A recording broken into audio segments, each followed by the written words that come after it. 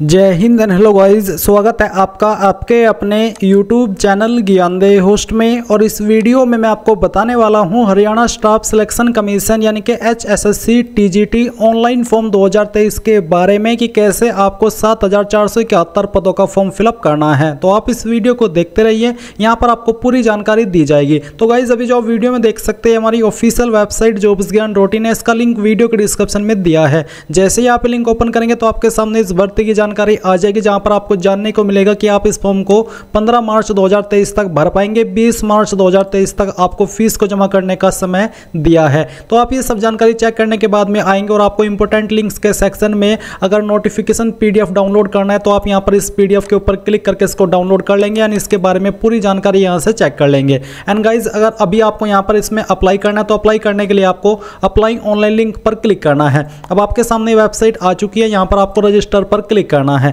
Register पर click करने के बाद में आप यहां पर कंटिन्यू टू रजिस्ट्रेशन इसके ऊपर क्लिक करेंगे। फिर आपके सामने इंस्ट्रक्शंस आएंगे, आप इन सभी को चेक करते हुए यहां पर प्रोसीड पर क्लिक करेंगे, यानी यहां पर टिक करके आई एग्री पर क्लिक करना है। अब आपको यहां पर अपनी पर्सनल इंफॉर्मेशन एंटर करनी है। तो गाइस जो भी आपका पूरा नाम है वो आपको 10th के सर्टिफिकेट के अकॉर्डिंग एंटर करना है। आपका यहां पर जेंडर आपको सिलेक्ट करना है, अपना मोबाइल नंबर एंटर करना है। फिर आपको यहां पर अपनी ईमेल आईडी एंटर करनी है, जो कि दोनों नंबर भी और ईमेल भी पूरी तरीके से सही होने चाहिए। फिर आप यहां पर एक पासवर्ड क्रिएट करेंगे जिसकी लेंथ आपकी मिनिमम 8 कैरेक्टर रहनी चाहिए। पासवर्ड आपका किस तरह का, उसका एक एग्जांपल आप यहां पर देख लीजिए। आपके पासवर्ड के अंदर इंग्लिश का कैपिटल वर्ड, स्मॉल वर्ड, कोई स्पेशल कैरेक्टर और साथ ही कोई डिजिट रहने चाहिए। कुछ इस तरह का पासवर्ड आपको क्रिएट करना है, उसको दोबारा डाल करके वेरीफाई करना है। फिर आपको यहां पर एक सिक्योरिटी क्वेश्चन सेलेक्ट कर लेना है। इस सिक्योरिटी क्वेश्चन का आपको यहां पर आंसर देना है। इस आंसर को दोबारा दे करके आपको वेरीफाई करना है। एंड जो भी जानकारी आपने भरी है यहां पर अभी तक, इन सभी को चेक करने के बाद में रजिस्टर पर क्लिक करना है। अब गाइज आप यहां पर देखेंगे कि जो आपका रजिस्ट्रेशन है वो हो चुका है और आपको लॉगिन आईडी और आपका पासवर्ड यहां पर देखने को मिल रहा है। आप यहां पर इसको प्रिंट माई लॉगिन के ऊपर क्लिक करके प्रिंट कर लीजिए, क्योंकि ये महत्वपूर्ण जानकारी है। अगर प्रिंटर मौजूद नहीं है तो आप इसको यहां पर अभी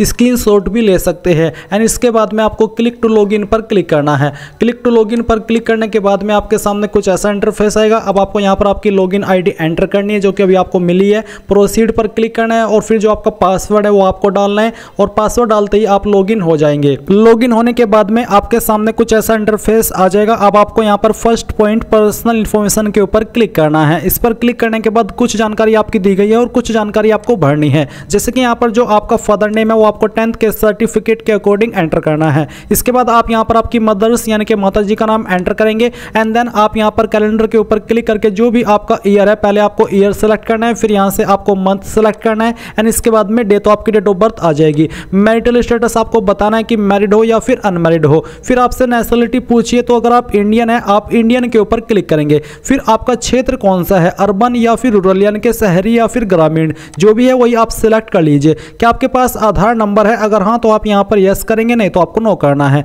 जैसे कि मैं यहां पर यस करता हूं, तो यस करने के बाद में आपको बताना है कि आपके पास आधार नंबर है या फिर इनरोलमेंट नंबर। इनरोलमेंट नंबर वो होता है जब आप आधार के लिए अप्लाई करते हैं और अप्लाई करने के बाद में आपको मिलता है। तो आप यहां से ओके कीजिए एंड जो आपका आधार नंबर है वो आपको एंटर करना है। इसके बाद आपकी बॉडी के ऊपर वो निशान जिससे आपकी शरीर की पहचान होती है, तो ये आपकी बॉडी के ऊपर कहीं पर कोई भी परमानेंट मार्क हो सकता है, तो आपको इस मार्क के बारे में यहां पर लिख देना है। अगर कोई मार्क नहीं है ढूंढने के बाद भी तो आप नो मार्क लिख सकते हैं। क्या आपके ऊपर कोई FIR दर्ज हुई है, अगर हाँ तो यस, नहीं तो आपको नो करना है। इसके बाद गाइज आप यहां पर कोई अन्य नंबर देना चाहते तो दे सकते हैं, नहीं तो आप इसको खाली छोड़ सकते हैं। फिर आपको सेव एंड प्रोसीड पर क्लिक करना है। अब आपके सामने यहां पर एड्रेस फॉर कोरेस्पोंडेंस यानी कि प्रेजेंट एड्रेस का सेक्शन आ चुका है। तो आपका जो घर नंबर है, गली है या फिर क्षेत्र है, वो आपको यहां पर एंटर करना है। इनमें से जो भी आपके ऊपर लागू है वही आप यहां पर लिख दीजिए। फिर आपके सिटी टाउन विलेज का क्या नाम है वो आप यहां पर लिखेंगे। स्टेट यहां से आप अपनी सेलेक्ट कर लेंगे। फिर आपको यहां से आपकी डिस्ट्रिक्ट सेलेक्ट कर लेनी है। तहसील आपकी कौन सी है वो आप यहां पर लिखेंगे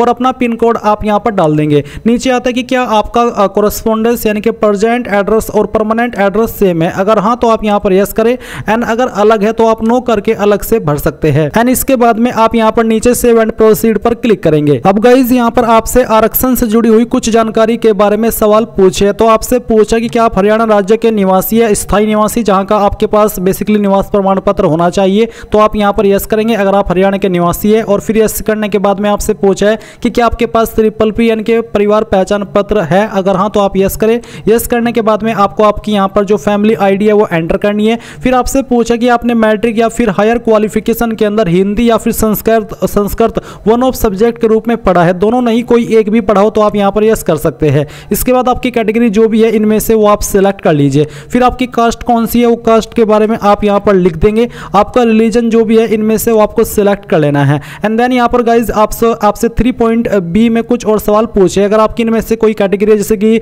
विकलांग, एक्स सर्विसमैन, तो आप उसके ऊपर टिक कर सकते हैं, नहीं तो आप इनको ऐसे ही छोड़ दीजिए। फिर आपको यहाँ पर तीसरे C में कुछ सवालों के आंसर देने हैं, जैसे कि न तो स्वयं और न ही आवेदक के परिवार में से कोई व्यक्ति हरियाणा सरकार या किसी अन्य राज्य सरकार या भारत सरकार के किसी विभाग, बोर्ड, निगम, कंपनी, वैधानिक निकाय, आयोग, प्राधिकरण में नियमित कर्मचारी है, था या रहा है। अगर आप ऐसे कैंडिडेट हैं तो आप यहाँ पर यस करेंगे, नहीं तो आपको नो करना है। इसी प्रकार से यहाँ पर दूसरा सवाल है, इसके बारे में आप यहाँ पर इसको पढ़ेंगे। अगर आपके ऊपर ये चीज़ लागू हो रही है जो कि हिंदी के अंदर भी दी गई है तो आपको यहाँ पर यस करना है, नहीं तो नो ही रहने दीजिए। इसके बाद आपसे पूछे यदि आवेदक विधवा है, अगर हाँ तो आपको यस करना है, नहीं तो आप नो कर दीजिए। फिर पूछे यदि आवेदक प्रथम या द्वितीय बालक है और उसके पिता की मृत्यु 42 वर्ष की आयु पूरी होने से पहले हो गई हो, या प्रथम या द्वितीय बालक है और आवेदक की 15 वर्ष की आयु पूरी होने से पहले उसके पिता की मृत्यु हो गई हो। अगर आप ऐसे कैंडिडेट है तो आपको यहाँ पर यस करना है, नहीं तो आपको नो करना है।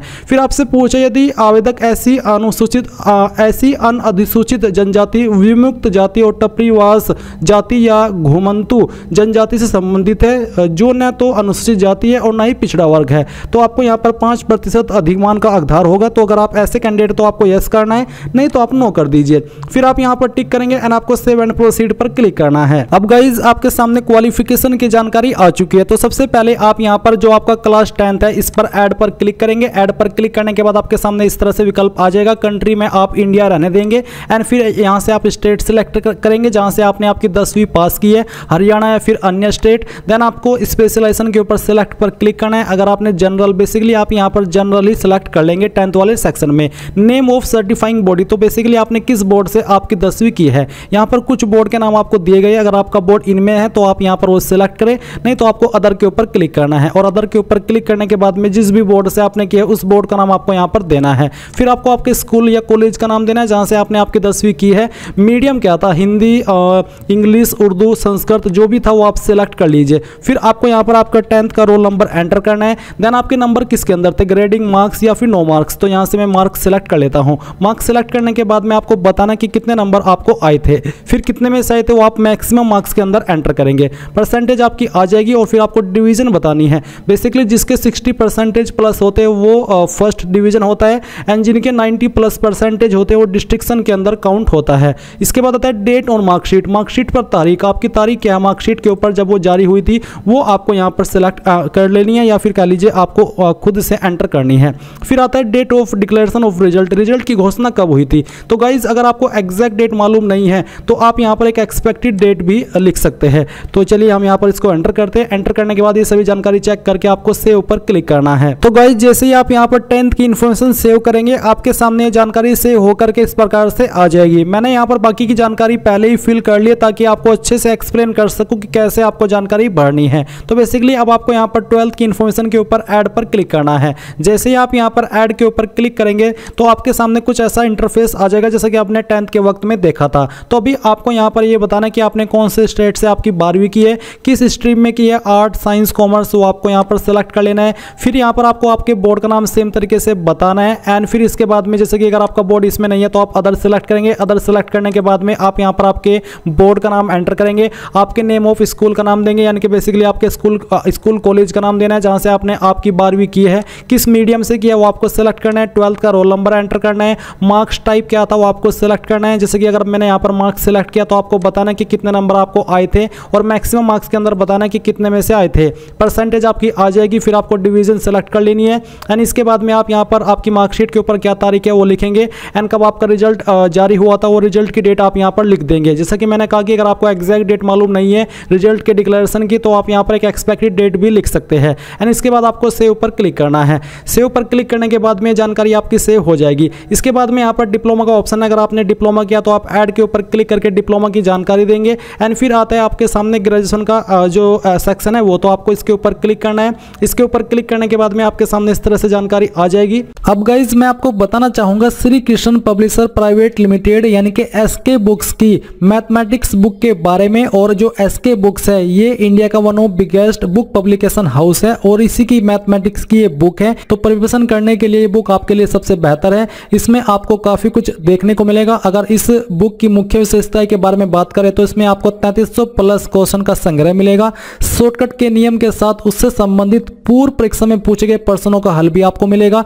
सभी प्रश्नों का शॉर्टकट विधि के साथ हल किया गया है। इस बुक का इस्तेमाल आप लोग सभी जो कॉम्पिटिटिव एग्जाम है उसके लिए कर सकते हैं। एंड यहाँ पर आपके सभी टॉपिक्स जैसे कि अर्थमेटिक, अलजेब्रा, ज्योमेट्री, ट्राइग्नोमेट्री ये सभी शामिल किए गए हैं। तो इस बुक को बाय करने का लिंक आपको वीडियो के डिस्क्रिप्शन में दिया है। अगर आप मेरी रिकमेंडेशन भी चाहते हैं मैथमेटिक्स की बुक के लिए तो ये बेस्ट बुक है, आप इसको जाइए और वीडियो को दिए गए डिस्क्रिप्शन लिंक से परचेज कर लीजिए। एंड यहाँ पर आपको सेम तरीके से सिलेक्ट करना है कि आपके पास कौन सी क्वालिफिकेशन है। जैसे कि मैंने यहाँ पर बीए सेलेक्ट किया, फिर आपको बताना है कि आपके किस स्ट्रीम के अंदर ये क्वालिफिकेशन है। इसके बाद में आपको बताना है कि आपने किस यूनिवर्सिटी से ये क्वालिफिकेशन की है। देन आपको फिर से यहाँ पर आपकी जो डिग्री कॉलेज का नाम है वो एंटर करना है। अगर आपने डायरेक्टली कैंपस से किया तो आपको यहाँ पर आपकी यूनिवर्सिटी का नाम एंटर करना है। मार्क्स टाइप क्या था वो आपको बताना है, कितने नंबर आपके आए थे वो आप लिखेंगे, कितने में से आए थे वो आप यहाँ पर लिख देंगे, परसेंटेज आ जाएगी। फिर आपको सेम तरीके से डेट ऑन मार्कशीट और date of declaration of result आपको यहाँ पर बतानी है। फिर से आप सेव के ऊपर क्लिक करेंगे। सेव के ऊपर क्लिक करने के बाद ये जानकारी आपकी सेव हो जाएगी।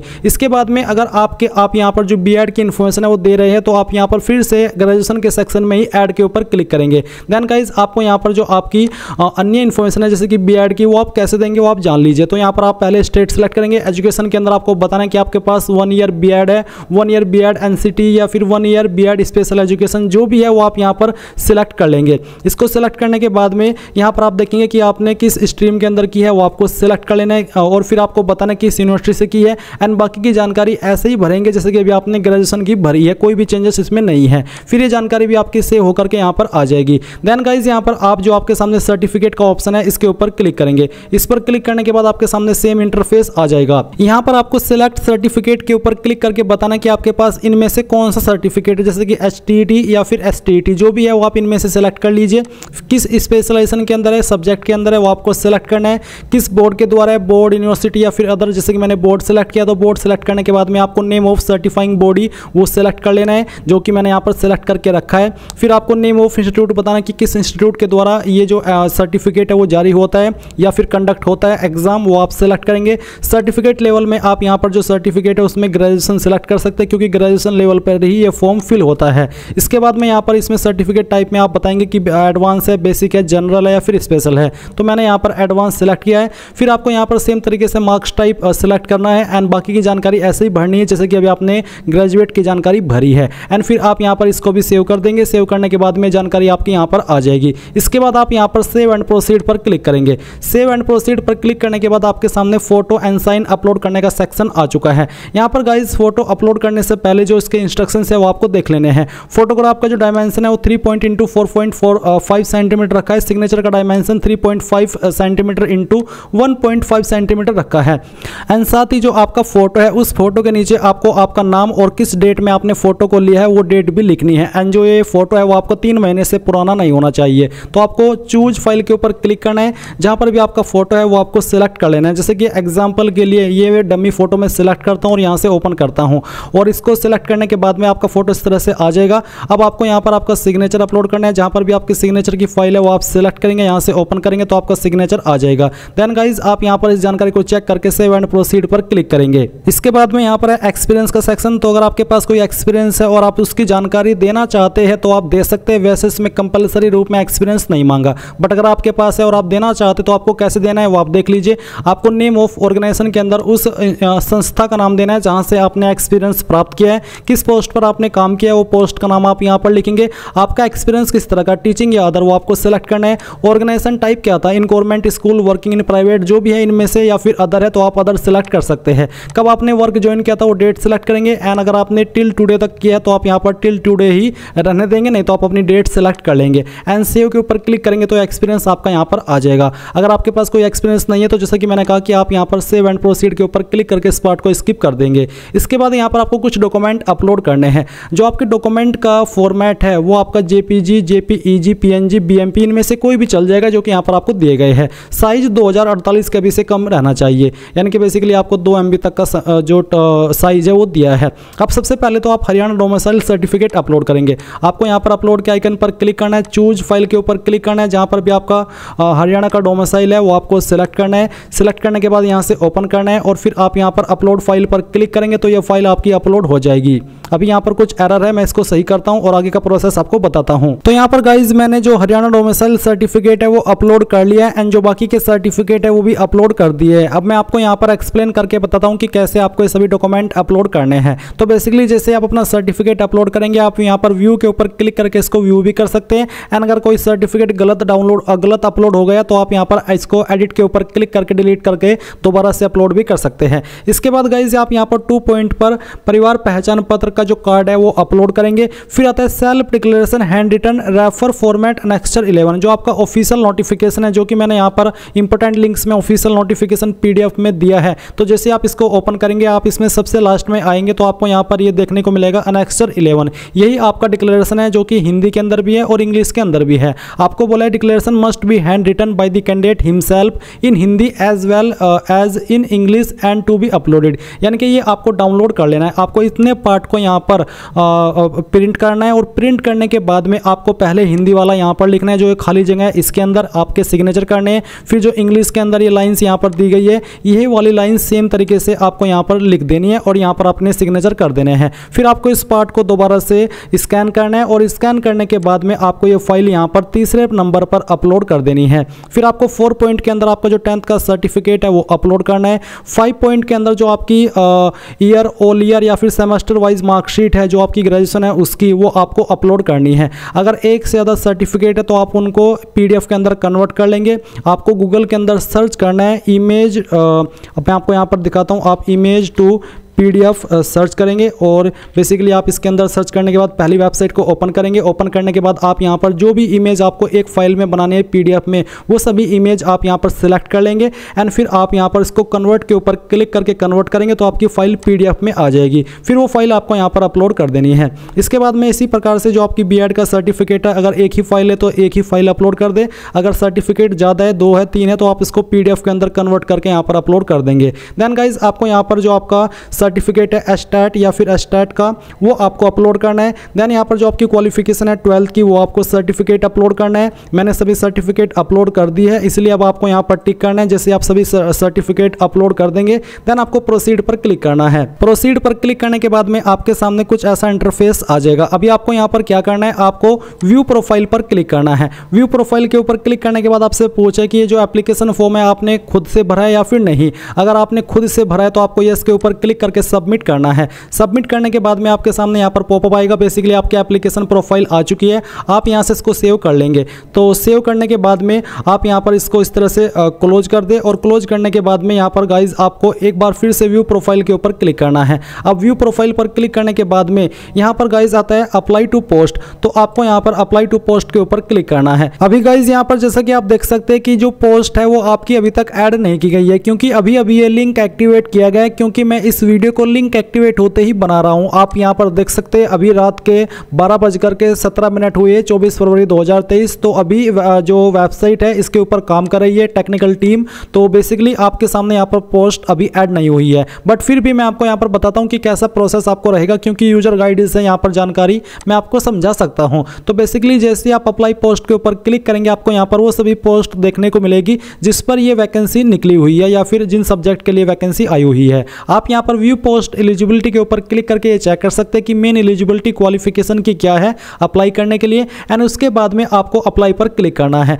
जैसे आप अप्लाई के ऊपर क्लिक करेंगे तो आपका अप्लाई हो जाएगा और फिर आपको यहाँ पर मेक पेमेंट का ऑप्शन मिलेगा या फिर ऐड अनदर पोस्ट का ऑप्शन मिलेगा। तो बेसिकली आपको मेक पेमेंट पर क्लिक करना है। फिर आपके सामने इस तरह से इंटरफेस आएगा, जैसा कि आप यहाँ पर देख सकते हैं। आपको इसके ऊपर सेलेक्ट करना है और फिर प्रोसीड टू पेमेंट पर क्लिक करना है। प्रोसीड टू पेमेंट पर क्लिक करने के बाद में आप मैनुअल चालान के माध्यम से फीस जमा करना चाहते हैं या फिर ऑनलाइन। जैसे कि अगर आप ऑनलाइन सेलेक्ट करते हैं तो फिर आपको बताना कि आप PNB account holder only, payment gateway for net banking only powered by PNB, या फिर payment gateway for net banking only powered by. तो बेसिकली आप यहाँ पर माध्यम सेलेक्ट कीजिए कि किस माध्यम से आपको फीस जमा करनी है। इनमें से कोई भी एक विकल्प के ऊपर आप टिक करेंगे, फिर आपको I agree terms and condition यहाँ पर क्लिक करना है और प्रोसीड पर क्लिक करना है। प्रोसीड पर क्लिक करने के बाद में यहाँ पर जो आपके सामने माध्यम आएगा फीस को जमा करने का, उसका इस्तेमाल करके आपको फीस को जमा कर लेना है। अगर आपकी फीस बैंक अकाउंट से कट हो जाए और यहाँ पर अपडेट न हो तो आपको 24 से 48 घंटे का वेट करना है। इस समय के अंदर आपकी फीस अपडेट हो जाएगी एंड इसके बाद आप गाइज यहाँ पर प्रिंट के ऊपर क्लिक करके आपके फॉर्म का फाइनल प्रिंट आउट ले पाएंगे। तो गाइज इस प्रकार से आप इस फॉर्म को भर पाएंगे। मैं कोशिश करूंगा कि अगर आपसे इसमें कोई प्रॉब्लम आई फीस को जमा करने में यूजर गाइड से, तो एक और पार्ट 2 की वीडियो बना दूं, आगे का प्रोसेस बता पाऊं, या फिर आपके मन में कोई सवाल कोई डाउट रह गया किसी भी जानकारी को लेकर के तो वो भी आप कमेंट के माध्यम से पूछ सकते हैं। तो गाइज ये थी आपकी Haryana HSSC TGT online form 2023 के बारे में पूरी जानकारी। आई होप आपको जानकारी पसंद आई होगी। So thanks for watching. जय हिंद।